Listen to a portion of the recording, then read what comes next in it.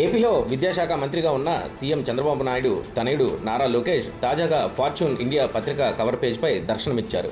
Andhra's rising star అంటూ రాష్ట్రంలో ఆయన తెస్తున్న పెట్టుబడుల వివరాలతో ఫార్చ్యూన్ పత్రిక లోకేష్ను కీర్తిస్తూ ఈ కథనాన్ని ప్రచురించింది. మరోవైపు నెట్వర్క్ 18 గ్రూపుకు చెందిన బిజినెస్ ఛానల్ సిఎన్బిసి టీవీ 1,15,64,000 నిధులు విడుదల చేస్తూ ప్రభుత్వం ఒక జీవో జారీ చేసింది. ఈ రెండు అంశాలను కలిపి చూస్తే ప్రభుత్వం ఇచ్చిన నిధులు తీసుకొని లోకేష్పై ఫార్చ్యూన్ పత్రిక కవర్ పేజ్ కథనం ప్రచురించిందనే ప్రచారం సోషల్ మీడియాలో మొదలైంది.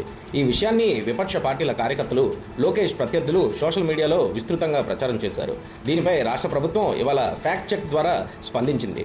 ఫార్చ్యూన్ ఇండియా పత్రికలో మంత్రి నారా లోకేష్ గురించి వ్యాసం రాయించుకోవడానికి ₹1,00,00,000 పైగా ప్రభుత్వ ధనాన్ని ఖర్చు చేశారనే ప్రచారం పూర్తిగా అవాస్తవమని ప్రభుత్వం స్పష్టం చేసింది. అలాగే ఈ తప్పుడు ప్రచారంలో చూపిస్తున్న జీవో 18/1/2025లో ప్రపంచ ఆర్థిక సదస్సులో ఆంధ్రప్రదేశ్లో పెట్టుబడి అవకాశాలను ప్రచారం చేసేందుకు ప్రతిష్టాత్మక ఇంగ్లీష్ ఛానల్ సిఎన్బిసి టీవీ చెల్లింపులు చేయాలని ఇచ్చిన ప్రభుత్వ ఆదేశాలను వెల్లడించింది. ఫార్చ్యూన్ ఇండియా, సిఎన్బిసి టీవీ సంస్థలకు ఎలాంటి సంబంధం లేదని ప్రభుత్వం స్పష్టం చేసింది.